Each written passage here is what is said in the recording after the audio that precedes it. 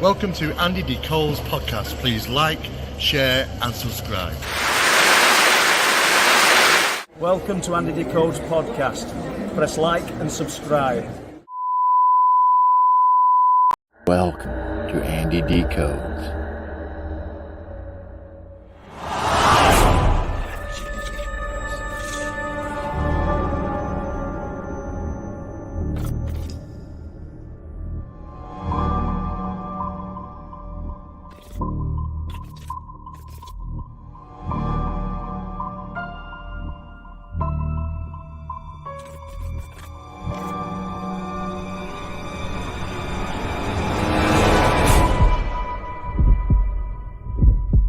Sit back and enjoy.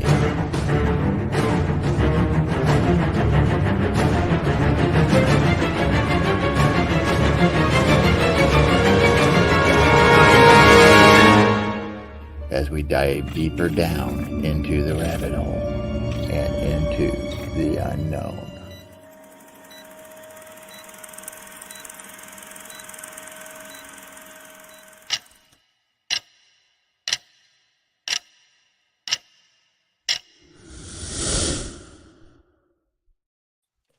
Oh, there we go. Thought I'd wake you all up. Yeah. Please don't say you had that muted. Did it before and give Jo a heart attack, and then she started coughing and thought she was going to die. Oh my But God. she's good. She didn't die. No. I don't think. She's still there somewhere. I don't know. Hello. Welcome to today's show. I'm joined by Nicole, co-host. I'm joined by Michelle Gray, paranormal consultant stroke medium. And I'm also joined by the amazing Nathaniel Gillis, who I actually get to meet in person in less than a month's time.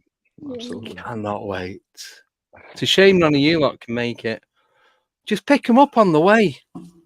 Yeah, So if it's just Michelle an starts ocean. in Texas, Yeah. up to Ohio, down to New York, then just across the Atlantic. Sorted. Just a hop, skip, and a jump away. Yeah, it's right Yeah. around the corner. Yep. I think the solution, Andy, is that you have to Yeah. come to the States. Seriously, if it was in the UK, you could probably all get on the same bus. Yeah. I would be so good with that. My friend Jen wants me to move to Ireland. She's like, if you come, you'll never go back. I'm like, I'm Scottish. And she's like, doesn't matter. Mm-mm. No. No, I went to Ireland for a weekend and stayed for 6 months. There you go. So You it never know. does happen. Oh, so who wants to start? Oh yeah, we've no Tommy. Do you know why we have no Tommy? Because he's at a birthday Uh-oh. again. And next week he's at another birthday. This is a guy who has no birthdays and he's got like 30,000 in like 4 weeks. I don't even have that many friends. Yeah. If it wasn't You for know? my grandkids. Yeah, it says he's his family, but I'm not convinced. I think he just doesn't want to come on anymore. But anyway, hello to everyone in the chat. Thank you for joining us. Who wants to disclose what we're going to be talking about tonight? Oh, I will. I like to do that. I like to tell the secret. Okay. Vampirism. Yes. And the I'm so topic was excited. given. And the topic was given to us by. Andy. Yeah. I'm kidding. I was excited. Sorry. No, it's good because this is one of the main subjects that I've always wanted to talk about. Mhm. But there's finding the right people to come on and talk about it. Right. That's a struggle. There's not too many Because- vampirologists No. around. Yeah. And all I really knew about vampires is what you see in the movies, like Christopher Lee, Peter Cushing, Van Helsing, Dracula Untold, all that kind of stuff, and not really the myth and the truth behind it all.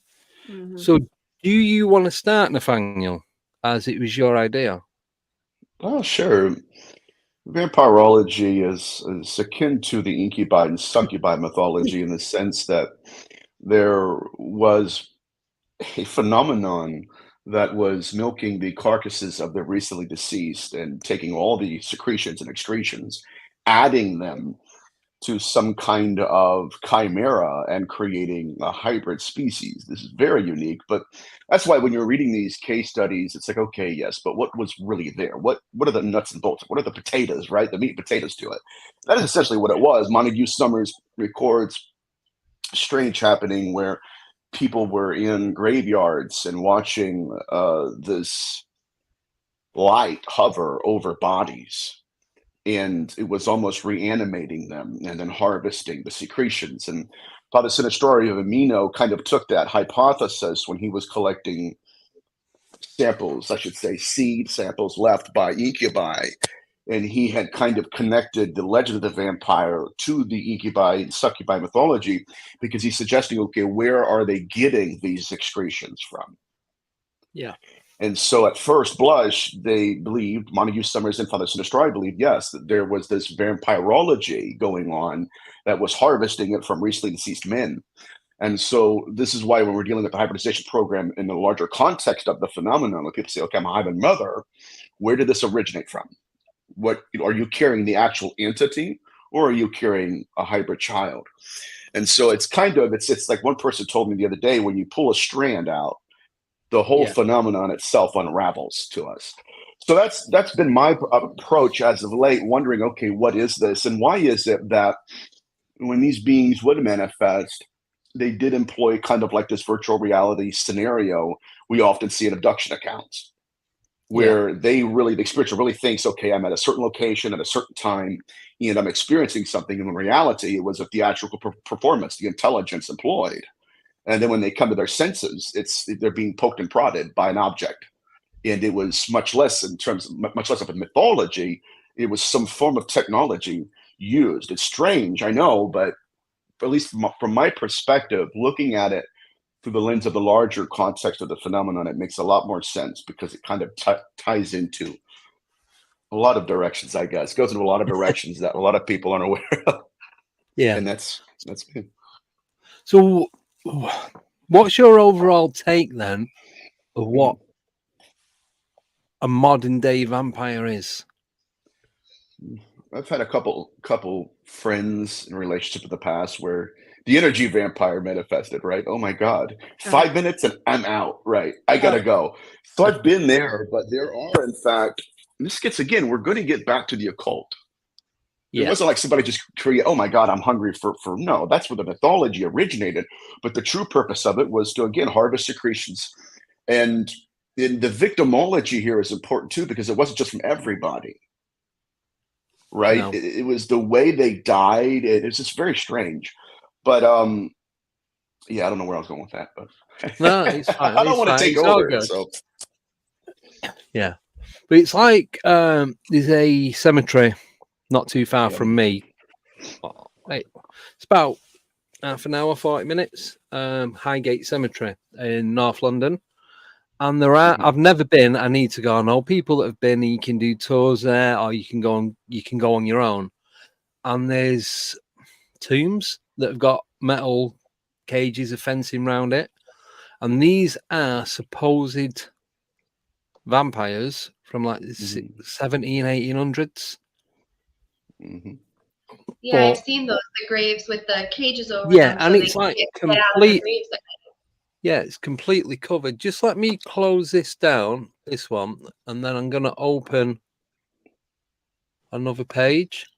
So on the graves, I know for a fact there's two reasons other than that possibility. One is like in Louisiana, when they have a high marsh content and floods, they do that in case the casket comes up. It keeps the casket from floating away. Then another is grave robbers. If you were wealthy, you would have that so that they couldn't get in very easily to get your prized possessions or sell your body to science or whatever. But then, of course, there's the ones that are, buried with that, and then like sickles across their throats and all kinds of things, where it's just mad. Like when I went down the rabbit holes, it was crazy.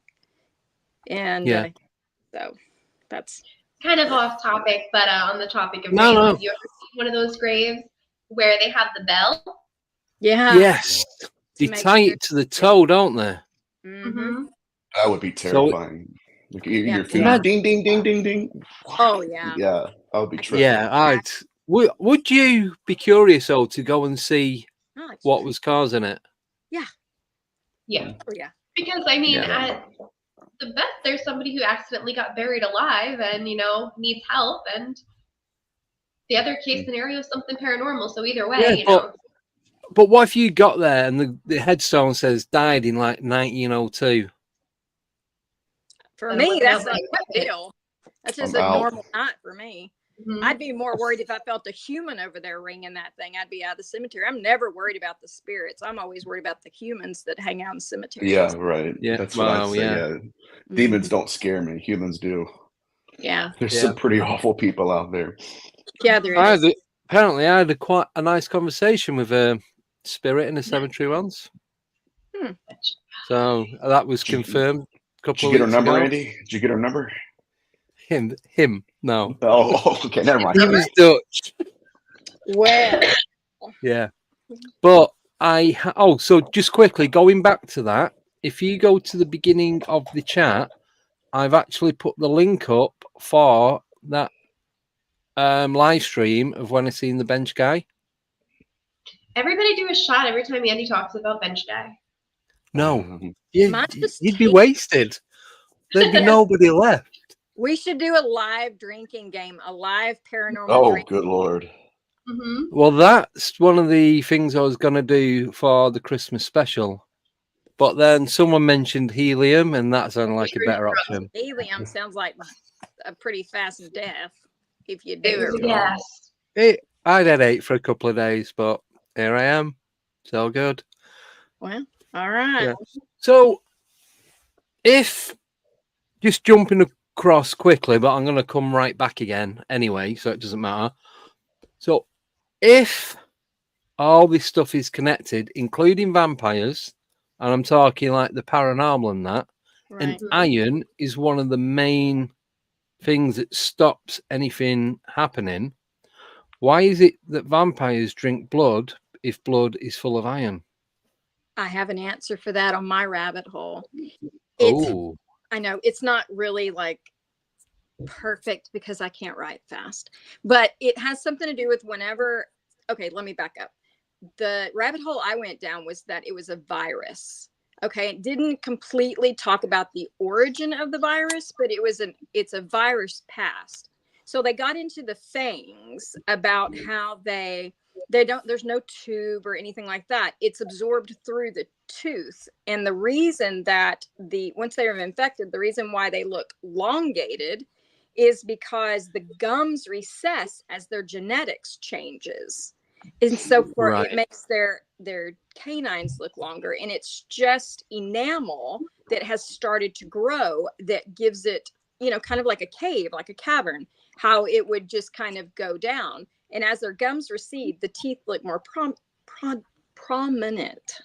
And so it just absorbs through the teeth, through the crowns, through all of that. And that's how it does. But their heart shrinks, their intestines shrink, and they are able to process iron and carbon. What did we breathe out? We breathe in oxygen and we breathe out carbon dioxide. Yeah. Carbon So they're able to process that also. It was fascinating. And the way that this guy talks about it, it's almost like he was back in the 1800s, but he's modern day. I reached out to this guy when I got down this rabbit hole.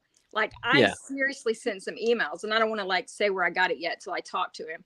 But the way he was talking was almost as if he had done experiments on the vampires. And when I say I went deep, I'm talking like lock my door deep down this rabbit hole. Wow. And this dude was doing experiments with the vampires and things like that, and had said a friend of his, but it was the way he was speaking. It was very Interview with the Vampire. It was very ricey, but there was something, that gut thing that you have. There was something about it that was like, it got my whole brain going. Was this dude a time traveler? Is he a vampire?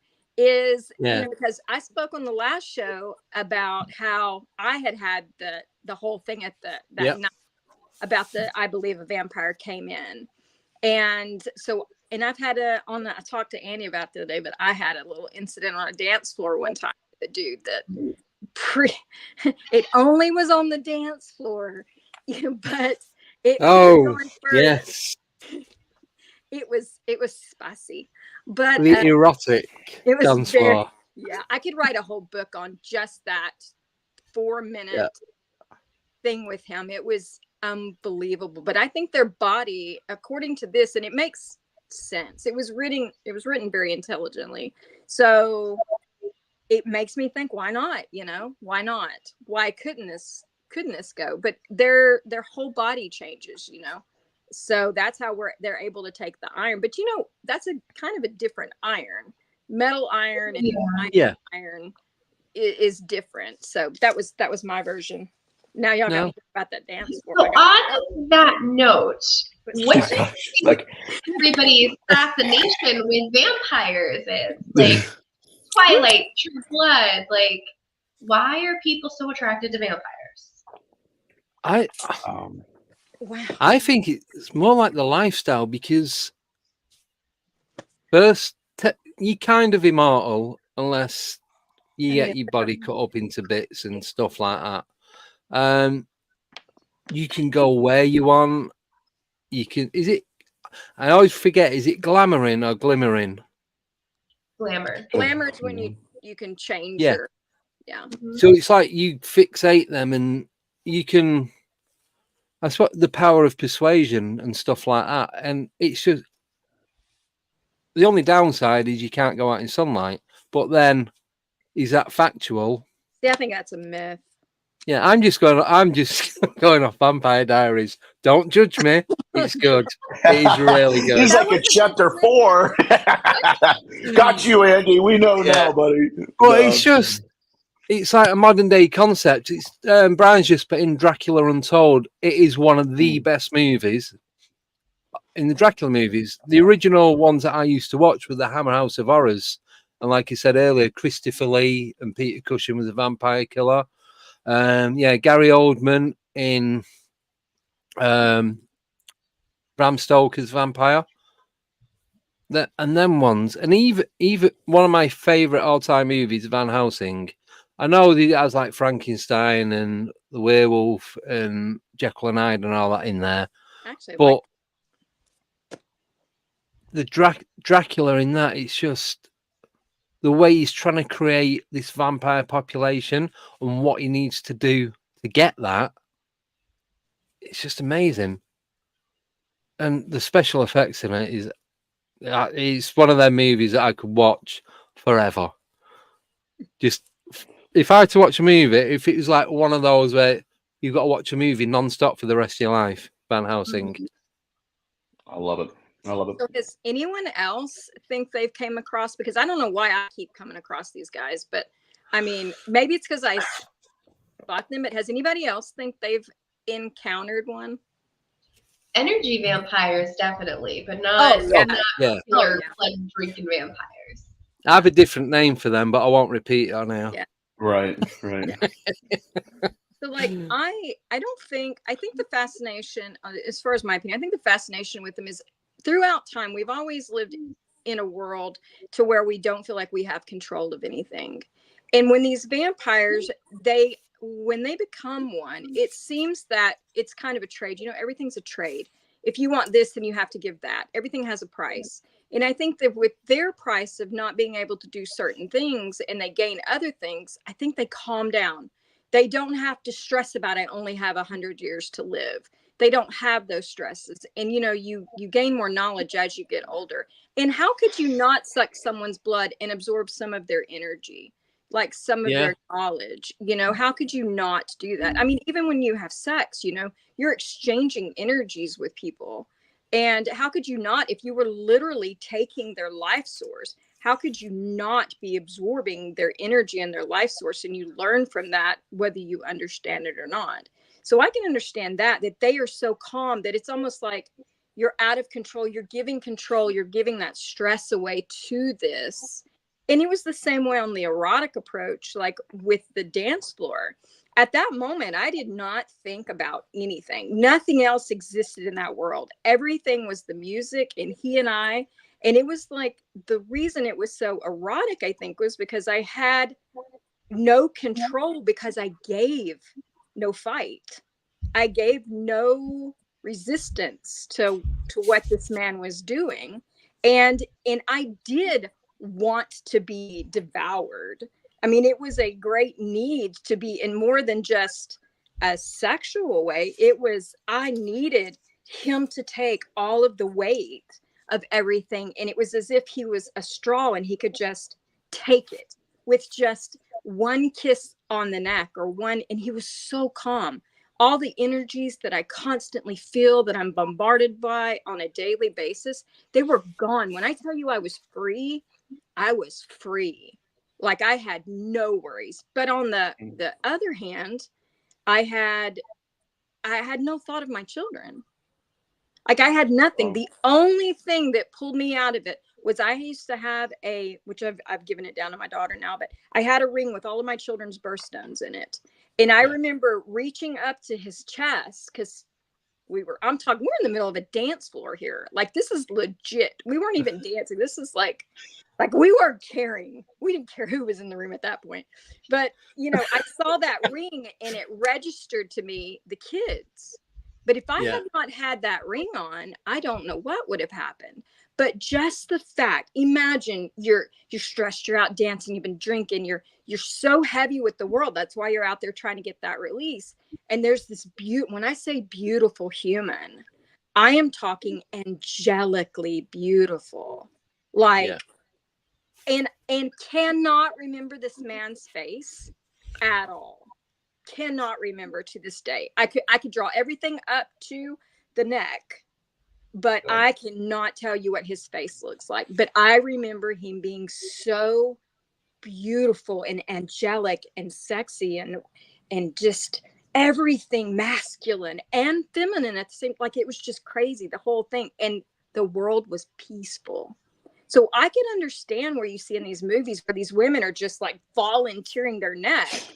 You don't think of that in that moment. I believe they're thinking, just this is the most freedom I've ever had in my life. You don't think about anything else. That's why I think he was a vampire. I can't think of anything else. I've been around spirits and I think Bigfoot and everything else. And man, and you crave it.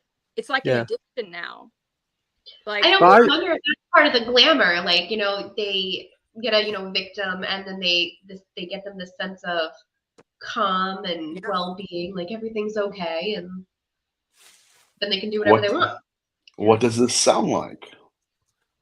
Right? Beyond the mask, beyond he was gorgeous, the methodology employed, what does it sound like? Right? It sounds a lot like what we see in incubi cases, where it's just inundated with emotions. Even again, this is like I say, we have so many interconnectivities. It's almost like we're dealing with, and I'm just throwing this out there, dealing with a singular intelligence, and we're just starting to realize the characteristics it's manifesting, the traits, if you will. Right. One thing that it reminds me of is early on in the late Iron Age, especially, it was written by Mesopotamians, but also in biblical antiquity, where there was a change in the priesthood, where the priesthood realized that somebody up there, wherever that is, had defiled themselves with humans. And there was a species, they're called watchers, that had been placed in charge of watching the dead bodies of people, preparing and all that stuff. Anyways, they did something and caused a measure of corpse pollution in their ranks. And so in the Old Testament, now they have to call all the priesthood. And what do? It's a magic. It's called sympathetic magic, where they had a red heifer. It's called a red heifer ritual. They burnt the red heifer, took the ashes, mixed it with water, and drank it. Oh, Lord. And it was designed to cancel a curse. Well, how did they cancel it? They do something that was symbolic to how the curse originated. What was that? Think about the imagery. Mixing red with water Yeah. and ingesting it. So whatever these things are, it's weird because when we're looking at, I know I was looking at the chat earlier, somebody said, okay, yeah, it gives them power when they consume the blood. Indeed it does.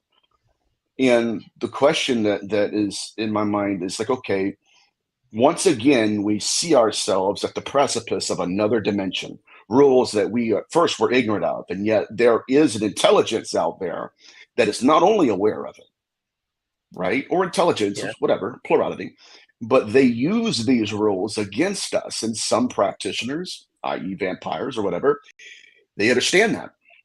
And so they would kind of dabble in those dark arts and then come back out and have immense powers. But if you look even at, okay, like in witch era literature, there's what's called scatology. Scatology is taking all the excretions and secretions from a human, not just blood, everything, and then using these samples in mixture of ritual magic, sex magic, chaos magic, and that would invoke the manifestation of certain entities.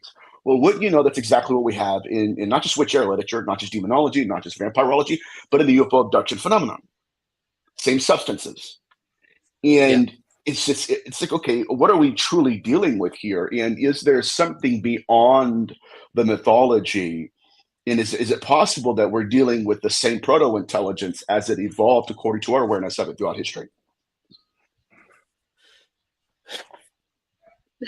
What about the connections with Lilith? Do you think, where do you stand on the Lilith theory? Well, early demonologists considered Lilith, obviously, Hebrew mythology said that she was the mother of all demons, in that, you shouldn't defile yourself because there would be someone that would just collect it and take it. She was the original first succubus, and yet your demonologist could never define, okay, is there such a thing as a succubus and an incubus, or are they the same intelligence, same entity that just puts on a different mask when it wants to, right? So if we're not, and this is why I tell people, we're not looking at who here. They're not a who. They're almost a how. How does the phenomenon get our secretions and excretions, and how does it employ that in terms of creating a new body for its existence? But this is why I think it's so funny, because when you're looking at all of these traditions, these mythologies, yes, they're calcified in, the pop culture, and okay, that's really cool, the Twilight series, all of that. But at the root of it does appear to be like you're sitting across from a serial killer who has a complete understanding of what's going on. Right. And we as a species are ignorant of it. Why would you want my blood? Well, because, you know what I mean? He understands something we don't. Yeah. But they do seem to share a lot of traits with serial killers, like very charming, very, nobody feels unsafe until they do. Like a lot of their victims, 100%. Serial killers, they willingly followed them back to their houses where they got murdered. Mm-hmm. Absolutely. To the point that they can almost smell fear in their victims and track that wherever they are. It's strange. I think they can do everything. Like the first one I think I encountered, he and I never interacted other than with the eyes, but there was an understanding between he and I, and he just left. Like, and I don't think I see all these movies and all this stuff, and they all seem so frantic. I don't believe there's a bit of frantic past the beginning of their transition. I think that everything becomes very clear. All the BS is out of the way. All of the human, mess is gone. It becomes survival, and it becomes the hunt, and it becomes very calculated. I think anyone who thinks a vampire is not calculated is naive, because I believe it's I just can't, unless you've been there and you think that this is what it is, which I do definitely believe it. It is just, it's unfathomable for me to think of these two men being scattered. It's too perfect. It is just everything, and it's an addiction. I look for that all the time. Like I look for, it sounds like I'm looking to get bit or my blood sucked out or something odd like that, but it's a feeling. It's like having the best piece of pie you've ever had in your life, and you're constantly trying to look for that baker that baked it that doesn't work there anymore. I believe in True Blood, they called them fang bangers. Smokes. That's like Yes.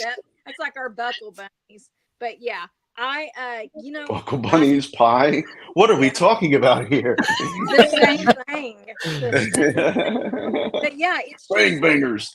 that Yeah. somebody can give you that, you know, and I could see how somebody would want it just for knowledge. Like if you were an intellectual, which I'm a creative person, I'm not more of the on the intellectual side unless it has to do with creativity and thinking out of the box. But if I were a female and all of my thoughts were just intellectual, it was all about books. It wasn't about like throwing weird crap on canvas like I do. If it was just about the thought and there was a human out there that could knock or a creature or a vampire, whatever you want to call them, this entity, if they could do it and they could eliminate all the crap and I could be so super intelligent that I can hyper focus on all of these topics, I would want it too.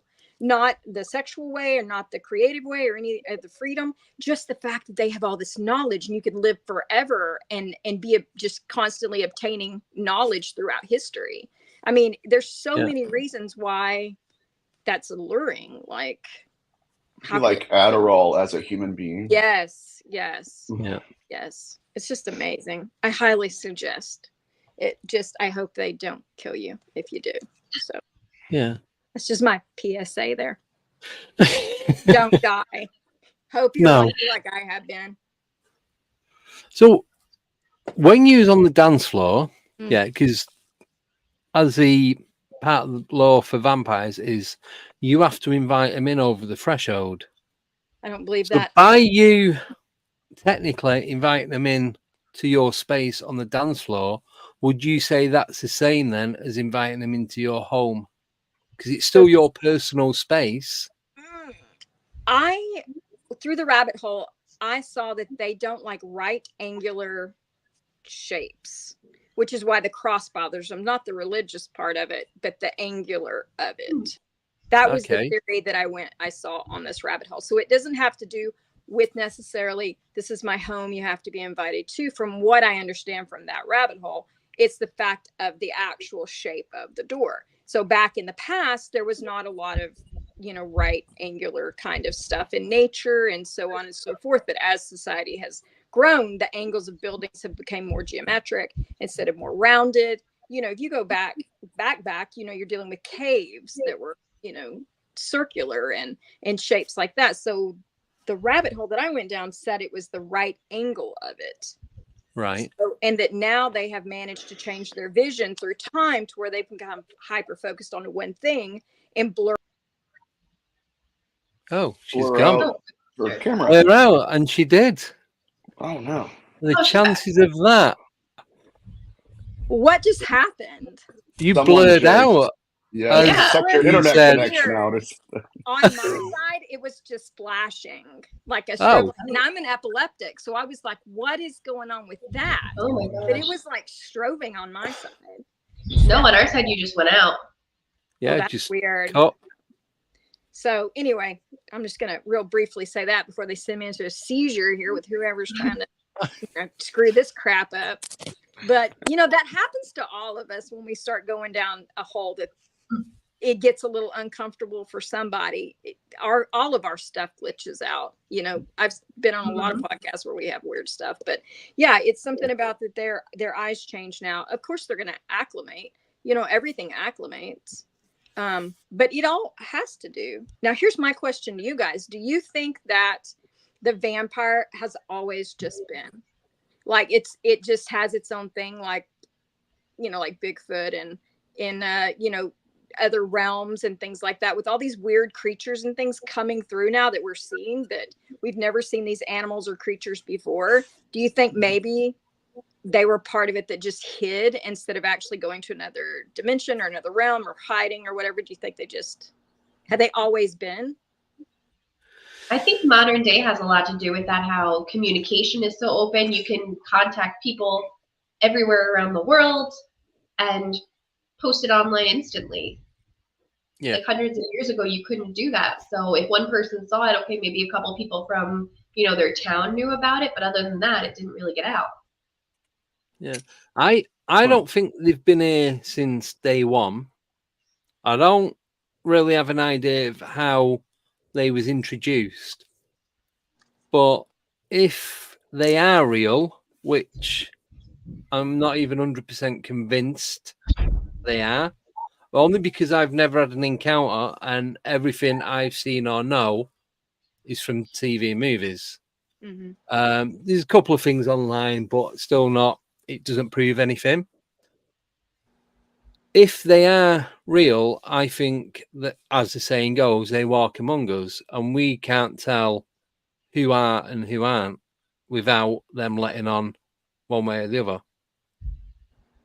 So I just, unless we're physically told or shown, I don't believe we've got any way of knowing who's who. No, I agree, my friend. And if I was a vampire, I would place myself within proximity of blood samples. Yeah. Food. I'd work in a blood bank. Right. Yeah, exactly. Yeah. Nicole, I'm just kidding. No. Yeah. Right. Wait a minute. Yeah, it's very possible. I don't know that I've ever met one. I mean, I've met people like at Paracons when cosplay, like vampire. Yeah. I'm like, all right, that's cool, but I don't really think they were. I mean, but honestly, if I was a vampire, I would hide. You know what I mean? I wouldn't want people to be like, this is not What Happens in the Shadows or whatever that show is, where they're all, like. Oh yeah, that was funny. I love that show, by the way. It's absolutely hilarious.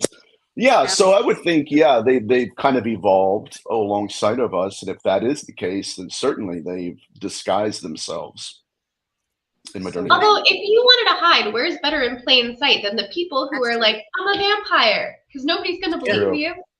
True. Yeah. Good point. Yeah, because if you went right, I'm a vampire, people, you will get picked up and put somewhere you don't want to be over within a matter of time. Yeah, because they'll be like, oh, well, you're just mentally ill. You're not really a vampire. They'll be like, sure, Yeah. Okay, so I have a theory because I was talking to a girlfriend years ago about my whole dance floor and the thing when, the first one I had the interaction. She said, why do you think that you didn't get bit? Like, why do you think that it didn't go further? Why did you not become lunch or, dinner? And I didn't have an answer to that, but I thought about it when I was going down this rabbit hole. I thought, if it goes back to they pull your essence when they're drinking your blood, they're pulling your very being itself. What if people like myself that have all of these things going on, the mediumship, the energy, all of this thing, what if we're kind of like an OD of Coke to them? What if it's too much absorption for them? If they were to drink my blood, what if I'm just too big of a hot mess for them to be able to handle? Because, the average human doesn't have, a lot of the abilities that like myself and a lot of other people have. What if they do have limitations? What if they can't, I don't believe like down this rabbit hole too. And I thought it beforehand, they can't just ingest all of your blood at once. They only have I think a pint or a pint and a half worth of stomach that they could actually take blood in at a time. So what if, if they are absorbing our essence and our soul and all of these other things, what if people who are too in touch to too many things, what if it's just too much to process? It's like, you going back to the pie. Yes, I'm Southern, but what if you get a piece of pie, and the pie tastes good the first bite, but then after the second or third, you're just like, this is just too dang sweet. I just cannot do this. What if they're like, oh yeah, she's redhead, but her blood's good. She got a rare blood type. That sounds good. And then they realize that that they're not, the average bear. And they're just like, whoa, this is going to be like, an overdose. Maybe that's why they didn't. I mean, 2 times, 1 human, it seems a lot, and never being harmed at all. And I mean, we were close. If he wanted to nibble, he could have had a good bite. I mean, and I would have been. Or the magic of when you realize it, that glamour doesn't work on you anymore. Once you realize it, you're not going to fall for it. Maybe. Once I saw my ring. But do you know? Sorry. Do you know 100% that you weren't bit? Yeah. I mean, I had no visible marks unless they heal instantly. And I'm aging pretty dang quick. So I'm going to assume I didn't get any of the bonuses if they did. But yeah, I mean, I had no time loss, and I've had time loss just, in every day I lose time. So I didn't have any of the characteristics per se of what you would think of an interaction with a vampire being bit. I didn't become anemic, not even mildly, none of that. I just think that when they're drawing your blood in, then they're absorbing all of your being.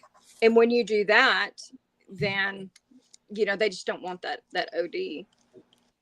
So No, that's my theory. I've got a question for you then.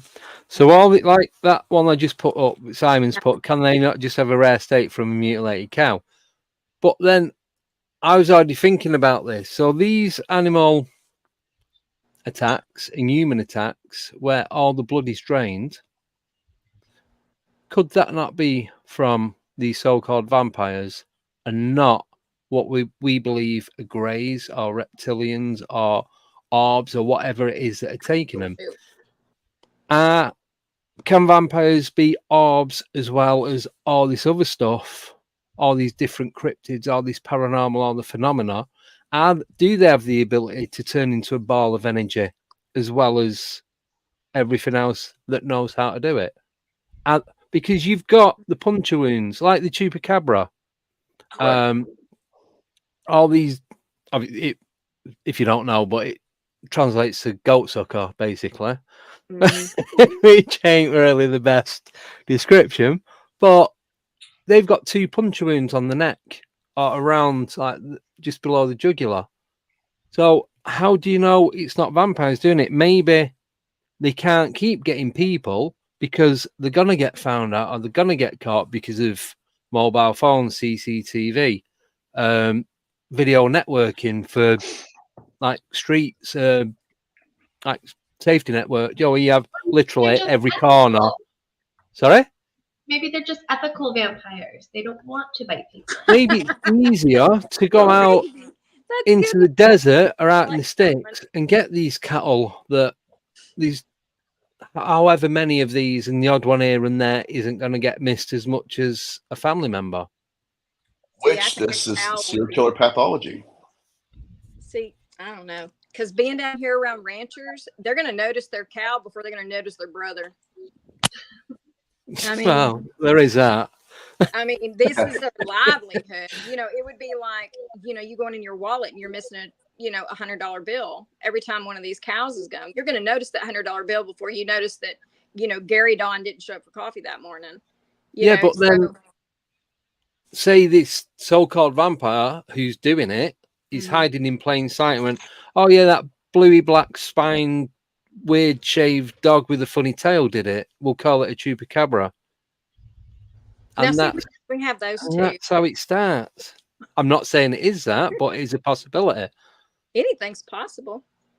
Yeah, or is it an intelligence that's evolving according to our awareness of it and wearing the different archetypes, leaning into them, allowing us to believe, yeah, I'm a vampire, yeah, I'm a chupacabra. Oh yeah, dare I say, yeah, I'm an alien even, and yet the same methodologies are being employed. It does beg the question if this isn't just another cognitive interface used by this intelligence to drag us down into propaganda. Meanwhile, the true entity, the true phenomenon is waiting in the shadows, moving. So it's a distraction of what is actually going on. Yeah, it's pulling you away. It's pulling you away from the main focus. Yes, if you go back into the 16th century or even before that, let's say you were abducted by aliens, you would wake up and have soil samples or something on you, or even excretions. You'd have little drops of blood and then find 2 puncture wounds. Yeah. But what was that? It's a vampire. Well, yeah, you got the pinprick behind the ear, or in the neck, or in the arm, or in the finger. It's the same thing with the devil's marks. Yeah, a different way. Yeah, this is the problem in which our literature, where even the practitioners believe they were, copulating with demons and corpses. The phenomena had convinced them. It was courting their human condition, appealing firstly to their senses and sensory awarenesses in order to deceive them. And then when they realized, wait a minute, I'm not where, like I said before, this is not a demon, it's not a corpse. They were dealing with the actual intelligence behind all of these masks. Yeah. That was, you know what I mean? And so it's weird too, because it's not like, yes, we have these various archetypes, but sometimes the phenomenon will lean into them and not just allow us to believe that, right? But to actually inspire some of these mythologies. Meanwhile, it's possible whatever we're dealing with is sitting, like I said, in the shadows, just operating. Yeah. Have you guys heard of this guy, Jacques de Saint Germain? So he's a supposed vampire, and I'm sure, from what I can remember, apparently he's still alive. If he is, I'm sure he's going to be around 700-800 years old or thereabouts. I might be wrong on that, but he started off. I don't know where he came. I think a name like that's going to be France or that part of Europe. Then he was over in America. He went to the UK. He traveled. He was everywhere, and he was meeting people. And then, like 20, 30 years, he'd come back. Obviously, the people that he'd been meeting up with had aged, and he was exactly the same. He ended up becoming. He's like buying antiques, and he was some lord or viscount or something, or he married into it. I can't remember the full story. I'm just trying to think of the little bits and pieces that I can remember. And he was going to these like prestige VIP what do you call them? Like a gala or you're like Scarlet Pimpernel, where they go to these balls of like, and all the higher power were there, and they go dine, mingling with all the other aristocrats. That's it. And he'd do all that kind of stuff. And then he'd come back, like I said, 20, 30 years. Even there's one, he went 50 years later. He didn't look a day, from what the accounts that have been taken, he didn't look a day younger than when he left. A day older, sorry. This is a peculiar aspect of this phenomenon, because when we're looking at, again, the harvesting these substances, originally it was designed to create a new body to inhabit. That's why the Apocrypha of John, it said it would copy replicas of life. What is a replica of life? It's something that the consciousness inhabiting it can leave, and it will look like, he's never aged. The consciousness has. The body itself is just a new replica. And this is it's all interconnected, but there has to be, to my knowledge, at least my perspective, when you're looking at blood rituals, it's almost like we're appealing to a higher intelligence that we're doing all of this for, right? When you look at practitioners of dark magic, yes, okay, it evolved, right? Okay, yeah, give me blood sacrifices. You do an animal of some sort, or a dove, in Mesopotamian text. So you build me an altar, you perform this blood ritual. That's like, well, you know what? That's not pure enough. And you see how it evolves. Okay, I want a human being now. Who's demanding this? Right? What intelligence is this that's demanding these rituals? And then it went from, okay, well, you know what? I need a virgin. And okay, then I'll take blood from her. And then it moves on and on and on until you get into fetus magic, which it's dangerous. Yes, it's very dark stuff. But the question I've been at, like, what are we dealing with here? And why is it that you look at witch literature, you look at vampirology, look at demonology, all this, they're all, like I said, milking the carcasses in for what purpose? Even in ufology, the abduction phenomenon. Betty and Barney Hill, why? What is going on? And is it possible that what we're dealing with in ufology, like I said, is everything, not either or, but both and, in that there is still a profound ritual connection? That this is not it's not new life, but it's old life discovered in a new way. And whatever we're dealing with has ties back to ritual magic and taking from us for a source. Yeah. Sorry. No, that's the sugar in my coffee. That's a lot. And that's the story you're sticking to. That all night, like I'm going to be just going back on that. And then while you were talking too, I of course my ADD brain was going sideways, and I was thinking about, when I was researching the biology of one, and then I was recanting or rethinking about the interactions I had with them and how beautiful I perceived them to be. That is biologically impossible. If you go by the actual, they are supposed to be like clammy and, you know, kind of sunken in and, you know, completely opposite. You know, are they putting a glam on? Are they, you know, is it some kind of brainwashing that's going through? Because they should not, if you think about it in a purely scientific manner, they should not be as beautiful and is this whatever was to me. You know, he should not have physically been that. You know, was everybody else looking over there going, what is she doing? Dude looks dead, you know, and I'm over here in heaven, you know, was this, you know, and nobody knew about, like, as far as anyone else was concerned, I was just out there dancing. Nobody even, it didn't even register on the people I was with. See, that brings me to... Sorry, go on, Nicole. I would say that's an argument for being a glamour too, because to be universally that attractive, like what's attractive to you might not be what's attractive to, you know, the person standing next to you. Right. So if they're able to tap into what you find desirable and comforting and, you know, safe. And see, that's crazy too.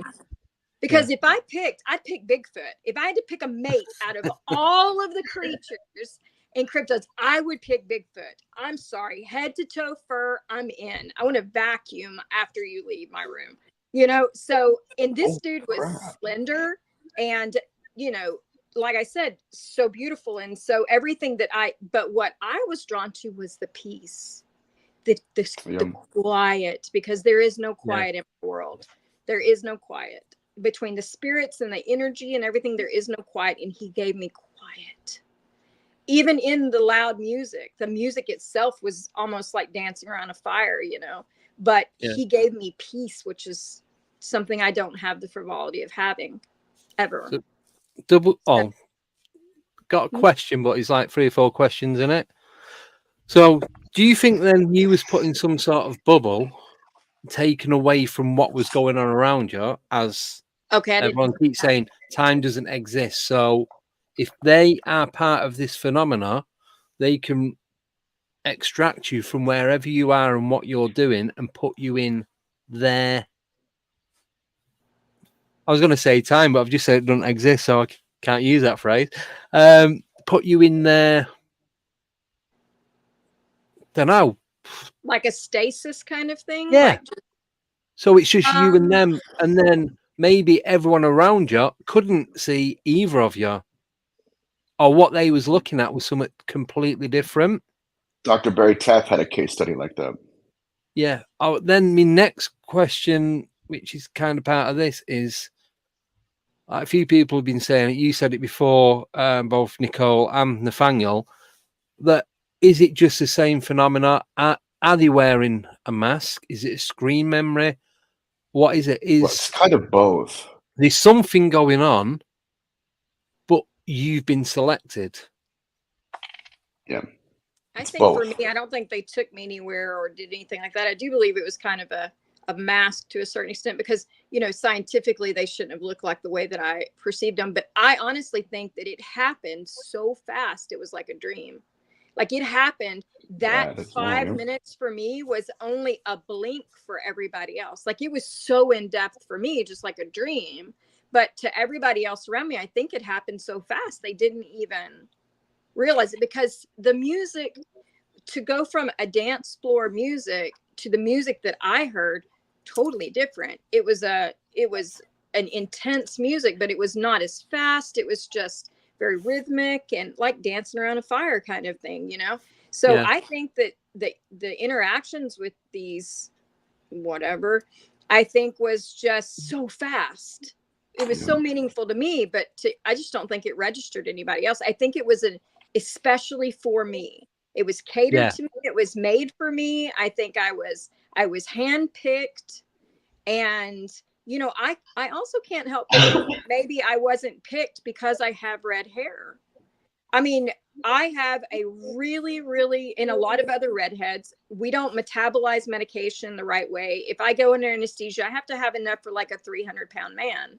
Like, I think that perhaps they saw the red hair, the green eyes. Maybe there is something about that, because you see out through history, through illustrations, through books, through that redhead females tend to be the awe of a lot of things. And maybe there's something to do with our blood, or maybe, and I just think they got more than what they bargained for, because I'm like the Hot Mess Express coordinator.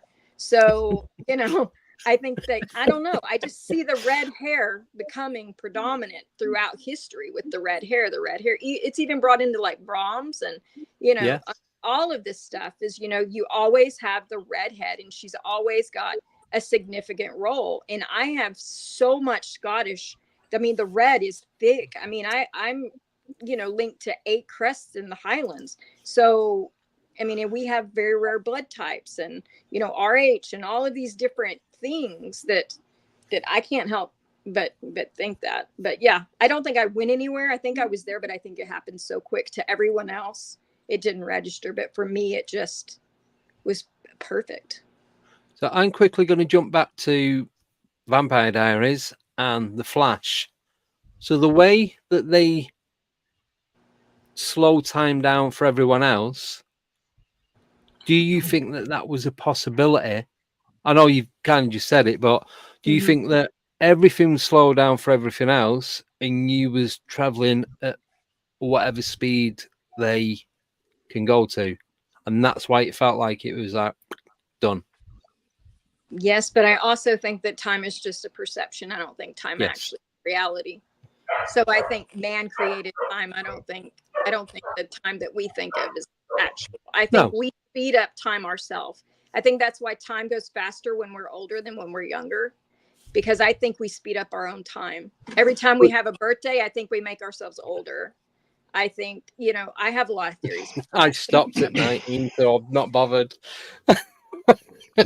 But it's like, I know I'm going off subject a little bit, but do you feel like some days go on forever, and other days it's like I've not done anything, it's like I'm going to bed? Yeah. Do you ever get that? Mm-hmm.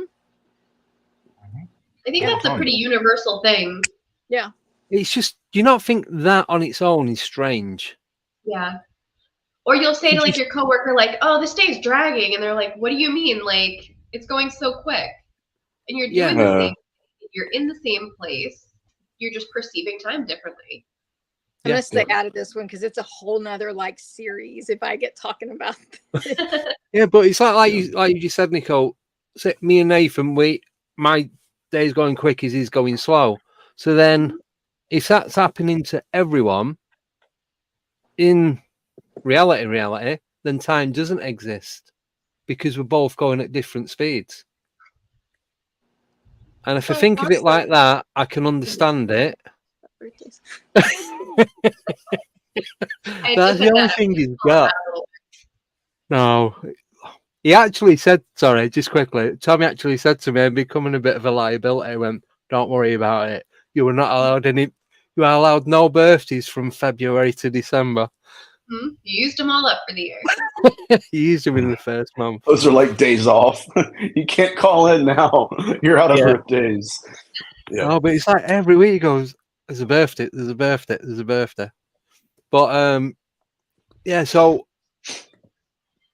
I think if you get into the mindset of time doesn't exist and you can do this, and this, and it's not going to affect anything, would you then say that that is a possibility to do?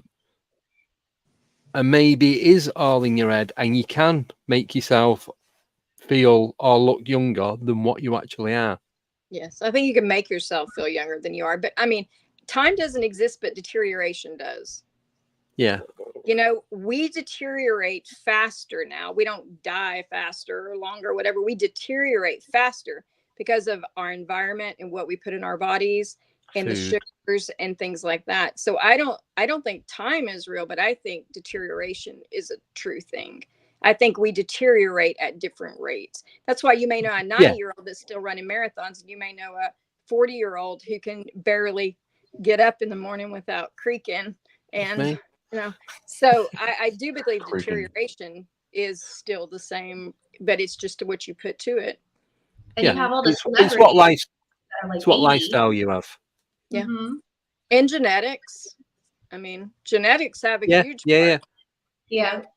If you have different genetics, I could drink a ton of sugar, and, if I have a cousin or, something like that who doesn't drink any sugar, they may age faster than I age. I mean, I'm almost 50.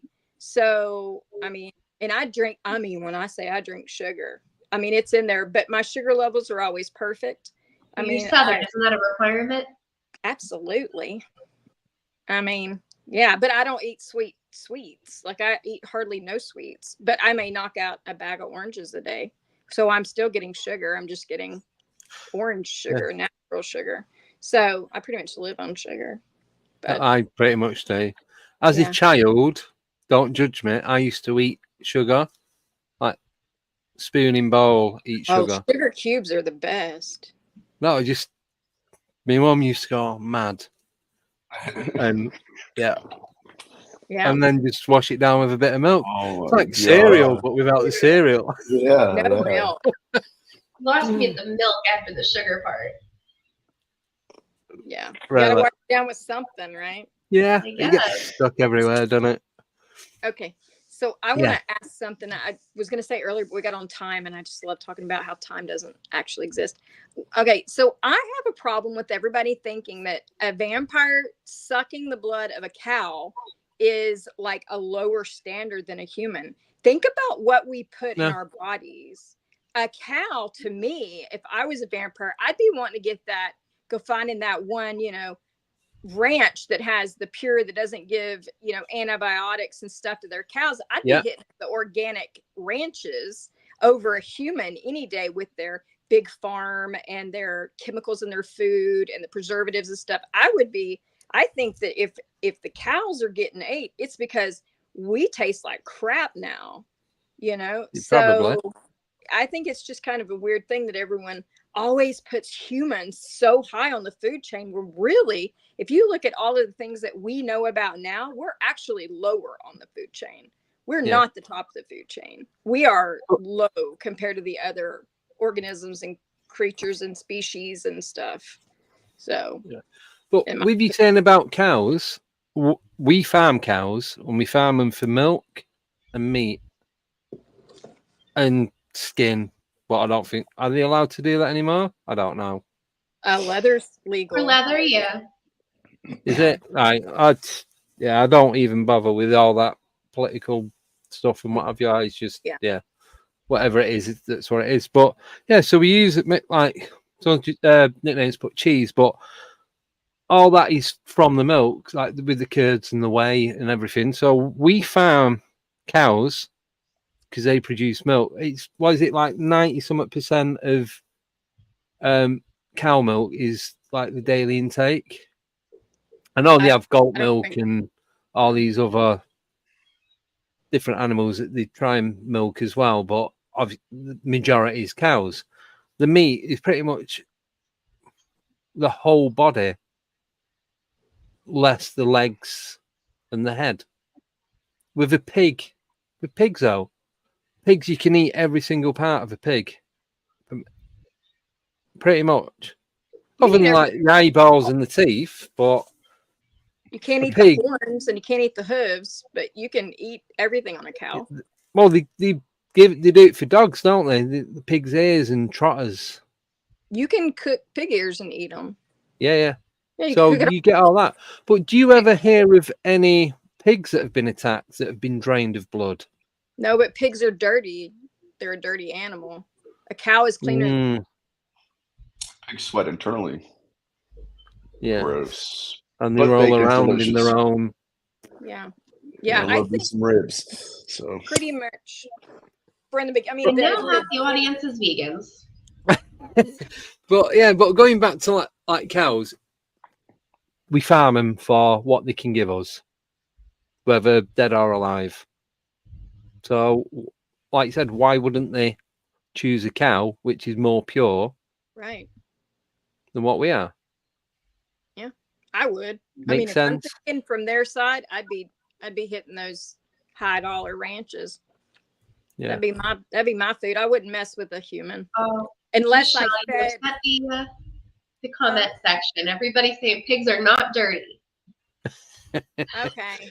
No. I'm gonna tell all of my you that auntie raise used to have a pig pig farm, but you throw a human in there with a bunch of hogs and don't feed them, they're gonna eat everything. Everything. right You down throw to the a bone. human in there with some cows, you're gonna get trampled and licked. Okay.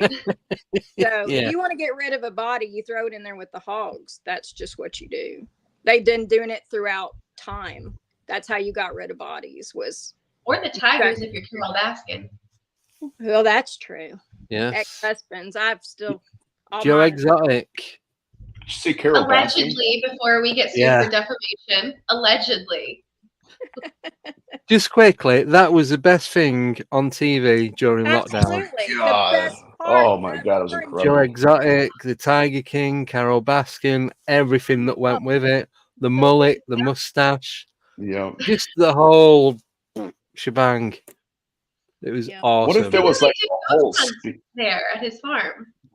Sorry? Or at his zoo. They did ghost hunts at his zoo, his farm, or whatever. They did investigations there. Oh, did they? Mm-hmm. No.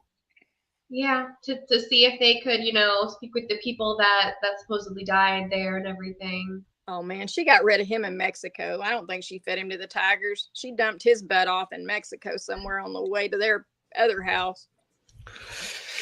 Yeah. I just want to see a whole species of vampire that look like Joe the Tiger King. Imagine that. A whole species. It's like an anorexic Hulk Hogan. Oh my God. And the cat people are all going to look like Carol Baskin. Yeah, but he just sucks the blood of people like cigarettes and Bud Light. You know what I mean? I'm sorry, Michelle. I interrupted you. My bad. No. I like yours. I'm going with yours. I love that. Smell like cigarette smoke and have mullets. But you know what? If we all manifest this could be a possibility. Oh gosh. It's That's manifestation. Yes. The other side of the hallway. How funny. Okay, let's see if I got anything else in my notes. Right.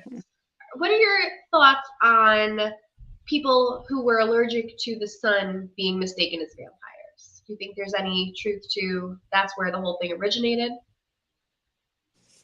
I mean, it could be. Possible.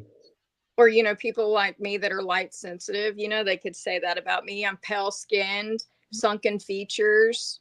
If we have all this artificial light, but back in the day, I don't really eat much meat.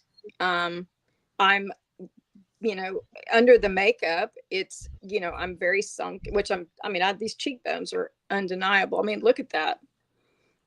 I have a vampire-esque look to me with the cheekbones and the low iron and all of that kind of stuff.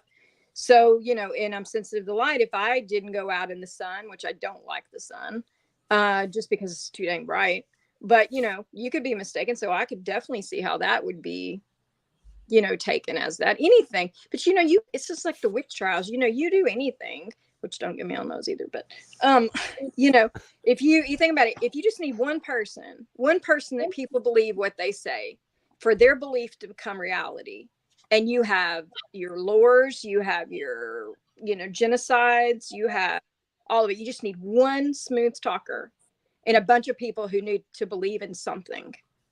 And you've got whatever you want, whatever stories, whatever, it's in going back to like Hitler, which is, if you don't think about the genocide, if you think about the beginning, he was an artist. He was a young artist who wasn't getting what he needed and realized that people listened. And then we end up in genocide, and it's crazy. It's just, it could be for anything. They could see somebody that's light sensitive, and then all of a sudden one person said, oh, they're a vampire. And then someone else says it, and someone else says it, and it becomes reality. because I mean, perception is reality. So. Yeah. But that's what I was saying before that person come to the door. If we manifest something and we all put our strongest thoughts into it, if we try to manifest something and we all put like as a group and put our thoughts into it, do you believe that then that will actually manifest? Will it become a thing? If you get enough pure people together, I believe great manifestations can happen. But I think that when you put greed and selfishness and stuff like that into it, I think the manifestations get. Yeah, it's all to do with intent. Mm-hmm. What about you guys? How do we define whether or not those are our thoughts? And it's not just the entity wanting to be created and become They're being incarnate. put there. This is why when we're dealing with CE5 and the host of practitioners and conjuring, I was talking on Truth Disciples yesterday, and I talked to them about this. It's like, okay, we're looking at ufology in a sense. We're thinking, okay, yeah, they're seeding us with technology. Well, who's to say they didn't seed us with incantations? Mm-hmm. Yep. And we're the ones going up to the altars. We're the ones performing the rituals, thinking, oh my goodness, I'm going to conjure this entity, not realizing that we put the gas in the car, went out and got all these, mechanics of ritual magic. And then we drove out to this location. By the time we get there, we were the ones conjured the whole time. Yep. Yeah. That is troubling. Yep.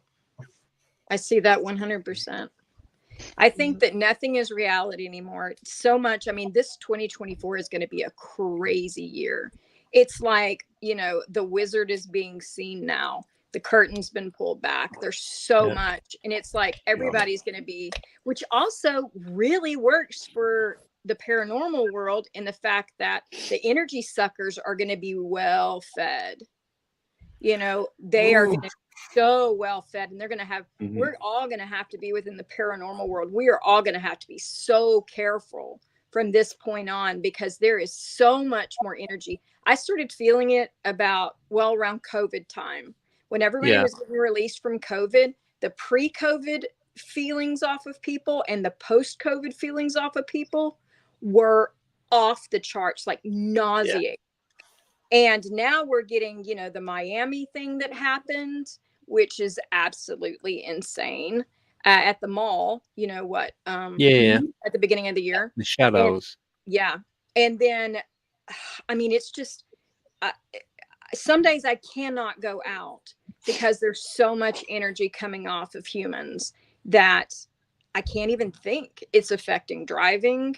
You just can't go out. And I think that when we go investigate, a lot of us who do investigate, I don't do as much, but I have more coming up. I think we have to be careful, because there are spirits out there that do feed off of fear and things like that. And we're going to have to it's going to be a whole different ball game now. We're going to have to protect ourselves better. We just got to be aware of it. But do you not think, though, because of what we do, and I still get scared when I go out investigating, and you do get jumpy because you don't know what energy you're going to be dealing with. Do you not think, though, that we've got that mentality that we kind of know what's what and how to perceive it all, and that way it might have a reverse effect on the phenomena, and it's not going to be able to feed off our emotions because we know what's going on.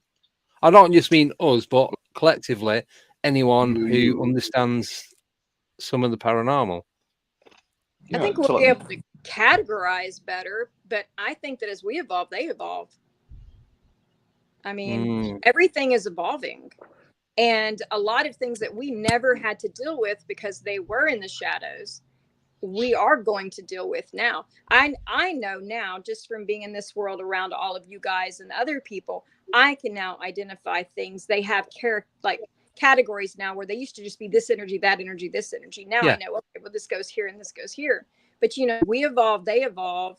And now we have to deal with aliens that, they've actually said, They exist now. So now everything that we thought was conspiracy, we all have to rethink and go, maybe it wasn't. So, yeah, it's just crazy.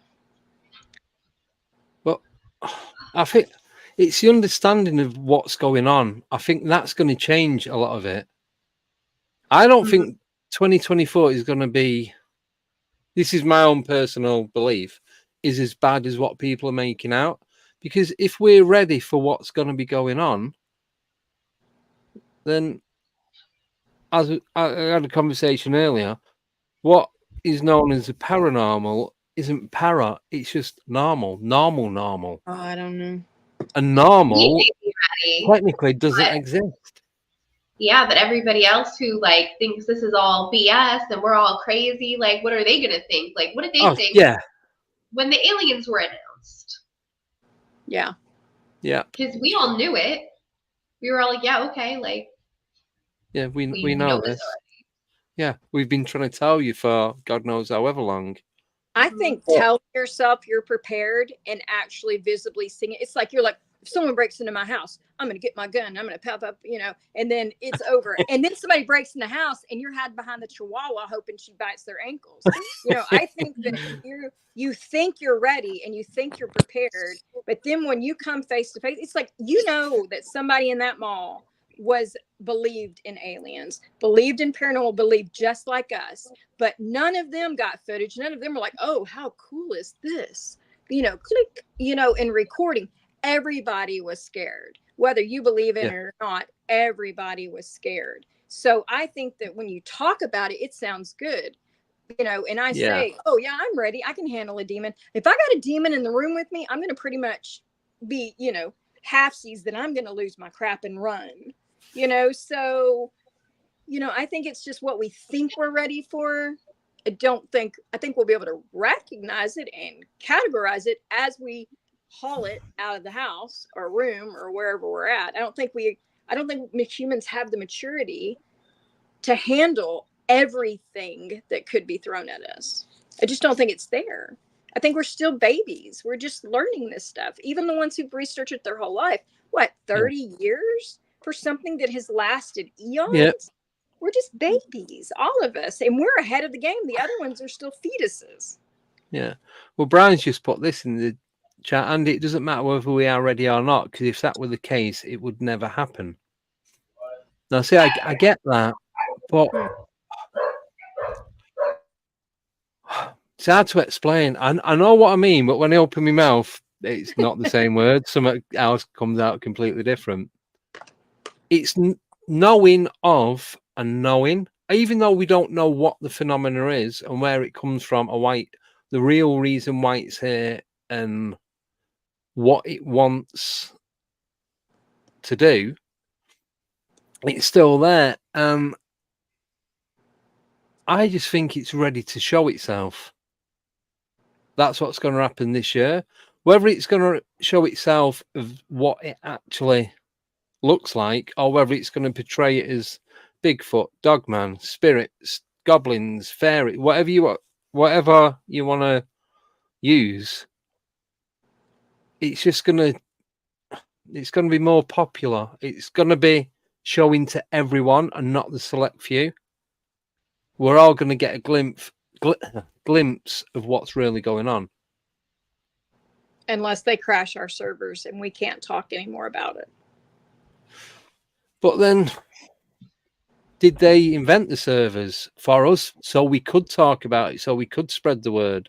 I think it was so they could spread the word, and then we managed to pull power from it. We did the work for them. We did the work for it. We've done all the dirty work, so to speak, and now it's just waiting to come in and show itself. And then from that, it's like, I'm here. Let's go. And then I don't know what's going to happen from that point. That's all I've got. Sorry. Nobody does. So go ahead, Nathan. I'm going to get out of here in a little bit, Andy. Just want to let you know. Yeah, no, that's cool. That's fine.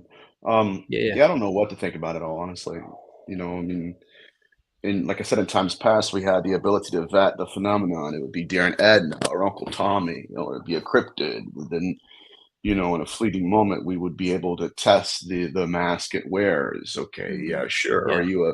Are you just a manifestation of a memory I had? I had a case in Right. India where the entity manifested into 7 different ex-boyfriends. Wow. Yeah. What a nightmare.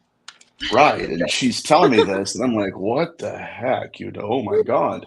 Or in times past, we had the ability to test the spirits, if you will, until the program created a new character, which Hmm. we can't test as much, and that would be the extraterrestrial. Right. Yeah. Now Yeah. we have to go purely on what it says or what it wants us to believe, and in many cases, it appeals firstly by courting our condition. Like I said, you know, appealing first to the senses we utilize the most to interpret our reality. And that's why when we're dealing with these case studies, you know, okay, that's a vampire. Okay, you can't really give consent if you're being deceived by the mask. Right. Yeah. This is what frustrates me so much in the field. And we have, okay, you know, well, I've had people tell me, oh, this is the best intimacy I've ever had in my life. And I'll never, blah, blah, blah, blah, blah. And it's like, okay, fine, hold on. Do you know what it was? Absolutely no. Not at all.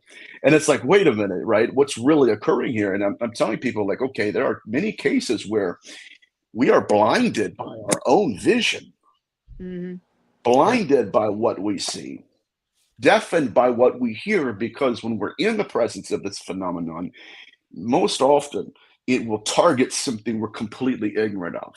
Yeah. Yeah. So I agree with that. that's my perspective. But it's also kind of like in childbirth, right? It's a painful, traumatic experience, but then your body releases these chemicals so that, you know, a year or two later, you're like, yeah, we're going to do it again. It was fine. Look, I have a little baby. It wasn't that bad. So, like, it could be something like that, too. It could be an awful, traumatic experience, but then afterwards, you don't remember it because it's replaced with something better. Or a screen memory, right? That's exactly what you're saying, Nicole. Yes, essentially, and this is what I and some of my colleagues have been looking at. Does the phenomenon have the ability to manage our perceptions of it? We know it does when we're in its presence. Does it have the ability to go back in time, not back in time literally, but, you know, into the mind of the experiencer and rearrange certain things? Absolutely. I think so. Yeah. For Which me, is disturbing. so. Yeah. I behaved unlike anything I've ever behaved before with that. I'm very conscious of my surroundings at all times. At that point, I wouldn't have cared if, you know, somebody came in with a gun and was shooting. I would not have cared. I had no cares. I was completely out of character for me. So it was definitely, I had no say in it. No say. It was alarming to me when you said that you saw the ring and you mentioned your children. Like it was like a part of Michelle Gray was like, oh my God, what is, you know what I mean? That's powerful. My reality came back when I saw that ring. If I had not been wearing that ring, where would it have gone? Would I have been on a milk carton? You know, would it have been one of the times? Would I just nonchalantly within a millisecond walked out when, like, you know, I see these people every time I see on the news, I'll say, well, she was just right there. You know, we were dancing right beside her and then she was gone. And every time I hear something like that, I said, that could have been me. That could have been me. Because after, I mean, this has probably been, 18-ish years ago. My kids were still relatively small and they're all grown humans now. But, you know, I think that could have been me because I understand now the concept that it was only a millisecond and no one noticed. But in that second millisecond, could I have walked out of the door with that person that I perceived to be the most beautiful creature on earth, this angelic thing that took everything bad away in my world? You know, if you are handed that, I'm going to tell you what, you want to go. I kind of see when these people, they say they've drank the juice, they've sold their soul kind of thing. Yeah. If they can give you that glimmer, I promise you right then, I would have walked away from everything right then. If I had not had something in my reality that he did not think about, he did not know about the ring. He knew about the children. He took them away. He took every stress away. He did not know the significance that I had sold, you know, things. I mean, I had sold my hair, some of my hair, to buy that ring. You know, I had sold things that meant something to me to buy that ring because I had nothing back then. You know, he didn't understand the importance of a possession to me because that wasn't on the front of my head. It was my children. It was the stress. It was the energy. It was all of this. And he took it all away. But if I had not had that ring on that would ground me, what would have happened? So it was not reality. I was not able to choose to be in that world with him. I didn't choose it. So I don't think you can invite them in or not invite them in. I think that you look at them, and if they want in, you're going to say, come on in, not because they can't enter. Right, Michelle. Yeah, profound point. And that's what we're finding out in the field is, yes, there are certain rules that for some reason we've adapted into our worldview, you know, even with ritual magic, you know, yeah, pour a circle of salt and the entity that manifests will stay within the circle until it doesn't. Right, until it doesn't. And this is like, okay, you know, somebody had emailed me the other day, well, you know, okay, are all demons Catholic or are all demons scared of holy water? It's almost, I know I got to get out of here, but it's almost like somehow this intelligence will position itself behind the propaganda. And yes, okay, at certain times it will follow these rules up to the point where we believe that. And then when it wants to, it transcends that microcosm. It's like a serial killer talking to you, and sometimes the entity within it will look back and make eye contact with you. And you're not realizing that there is a predatory intelligence behind it. And when it wants to, it will kind of override these commands and rules, fix things back to where it wants to be, and then sink back into the mask. Terrifying when you think about it. But I got to get out of here, guys. Yep. No. Thank you so much for coming on. Andy. Oh, outstanding. Love it. You guys have a good one. And Andy, I'll see you here in a little bit, buddy. Yep. See you later, mate. Take care. Later, buddy. Bye, guys. Okay. Right. So he's gone. Sorry, I didn't get to ask Nathaniel any questions, but I hope you don't mind. We've got a few questions. Are we all right to go through them? Are we good for time? I gotta hop off kind of shortly because I have something at 6. Right. We'll just do 2 quick. There's not many questions in there really, so I'm going to do the main ones. So this is from Nickname to the panel. Conclusion on vampires, real or not? For me, they're real. Yeah. Andy? I'd like them to be real. Don't know. I can't give you a definite. Sorry. I think there's some truth behind the phenomena. Yeah. But I don't know if I'm willing to say it's a physical thing that bites people and, you know, can't go out at night like we're told. Yeah. And what if it wasn't a vampire? What if it just took on all of the principles of what we perceived a vampire to be, but it was something else? Mm-hmm. What if it had a glamour on? Or what if, I don't know what it was. I haven't, 2 times this has happened and I haven't been bit either time. I feel, but it also goes back, you know, it's always the why not? Was it the energy? Was it what? Why? Have you checked your bloodline? Well, yeah, I've did genealogy for years, but what do you mean as far as bloodline? Because one of the myths with vampires is they go for certain bloodlines. So could it be that they're trying to find out what bloodline you've got? I have gotten messages from people and interactions with people throughout my life who have called me. Like recently, I get called a hybrid all the time. Yeah. All the time. I have people come up to me at events and things saying, oh, you know, I've never met anyone like you. And I'm like, oh, you've never met a medium? They're like, no, a hybrid. And I'm like, a hybrid of what? And they're like, oh, wink, wink, you know. And I'm like, I don't know. What are you talking about? You know, and then there's been, like, my grandmother had the RH factor. She had 2 babies that had totally different blood types than her, you know, than what they were supposed to have. And they died early. Yeah. You know, there's genetic things throughout life to where it has to do with our blood. So that kind of also makes me wonder if it was a vampire, was that, like I said, was it about the energy that I, you know, have, or was it the blood type? You know, can they tell without nicking us or cutting us? Can they smell? Because some dogs can smell diabetes. Yeah, well, they're supposed to have heightened senses, aren't Right. they? So, and like you said, are they able to smell what blood type you are?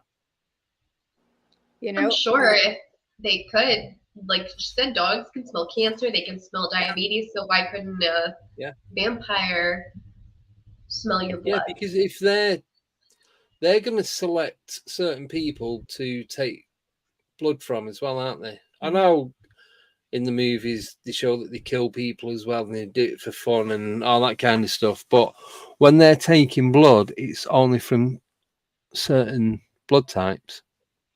Here's something else that's weird. I don't know I know there are other people like me because I've met some, but I can actually taste fear in animals.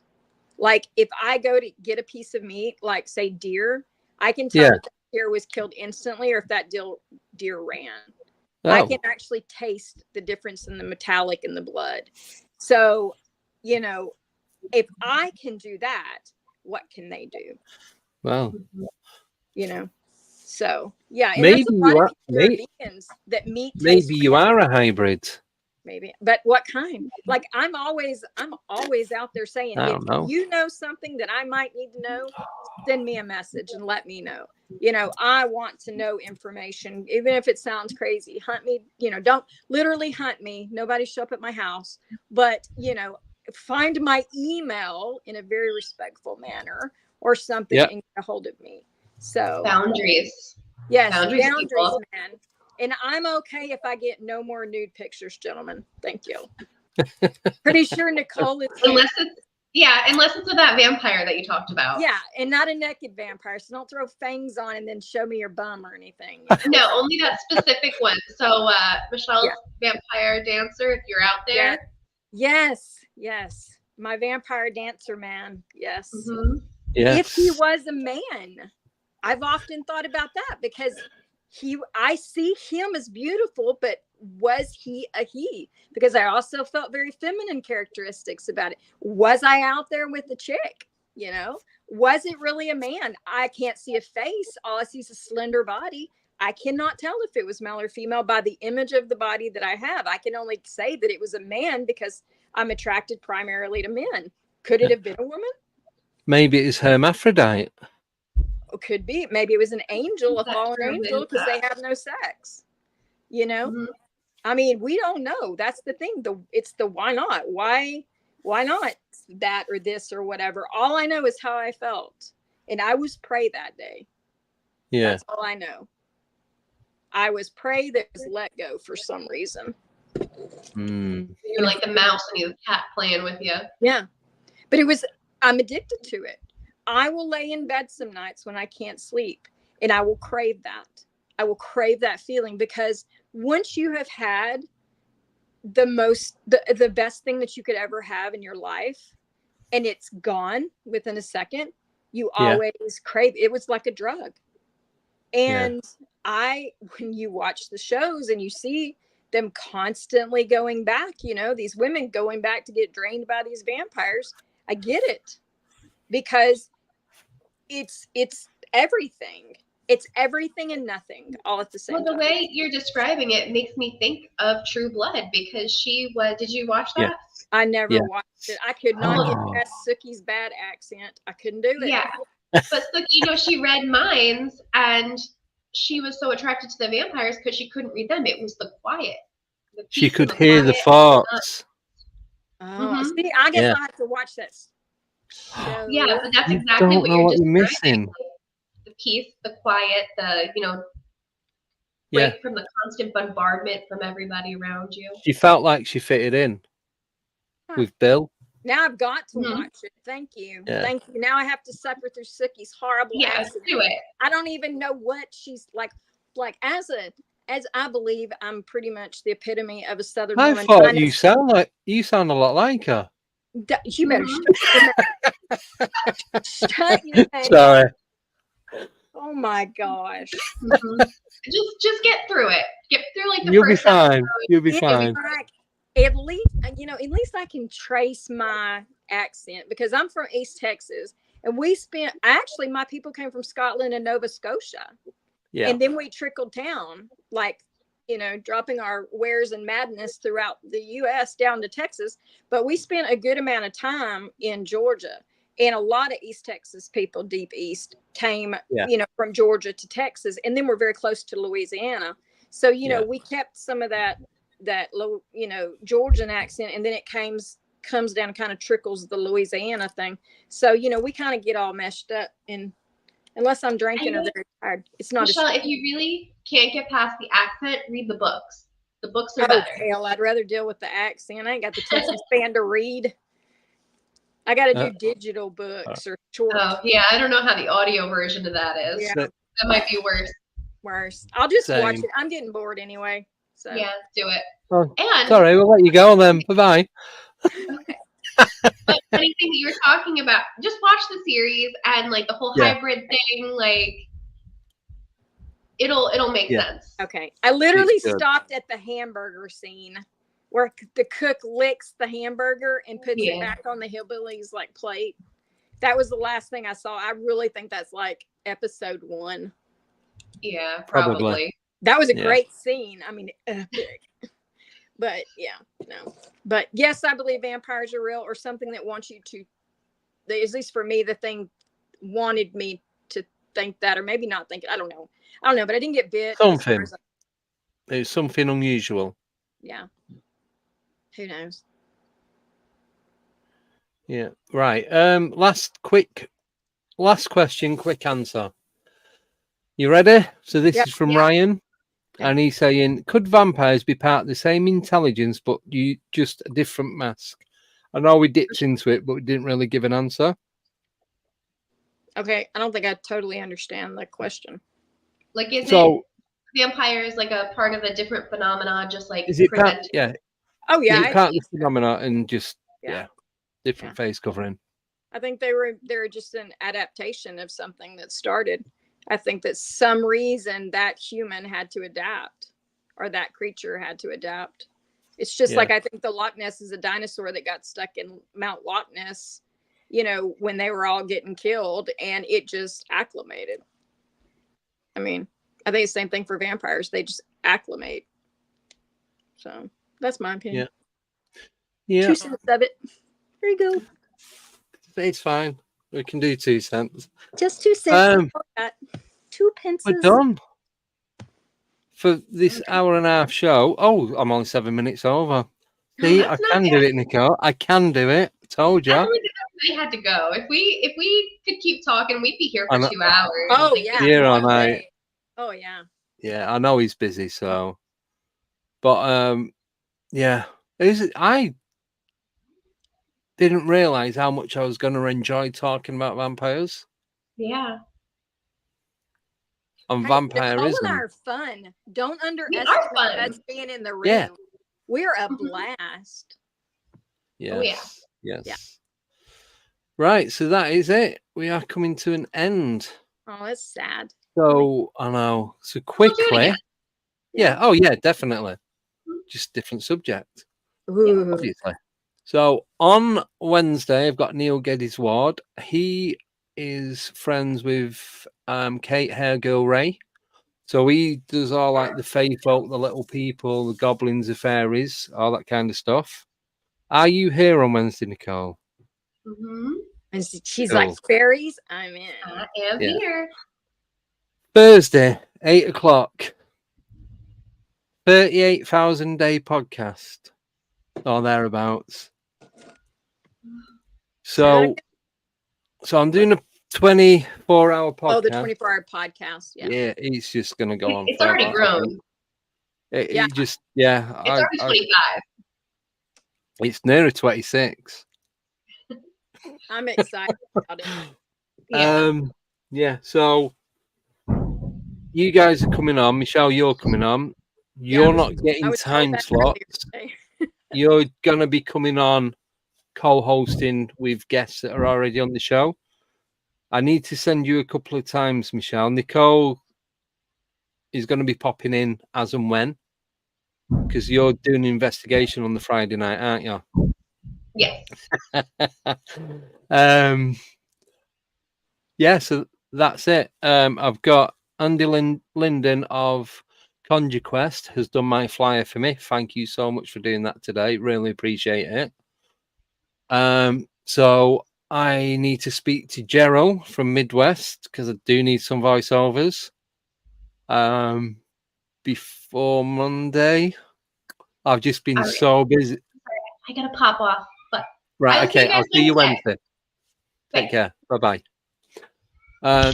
Yeah, so I just need Gerald, if he doesn't mind, if he can do some voiceovers. And I gotta go too. And that's it. So I'm going as well. I'm leaving you alone. You're on your own. That's fine. Right. Thank you for coming on. Bye. It was fun. See you later. Bye, it was good. Bye bye. Right. So been dumped by everyone. Great. And none of them are at birthday parties. Yeah. So I'm just gonna get that sorted, get that out there, make a little video, and yeah, start running it. After the 24-hour podcast, I'm going to start doing some shorts. Me, Nicole, and Tommy are going to put some stuff together.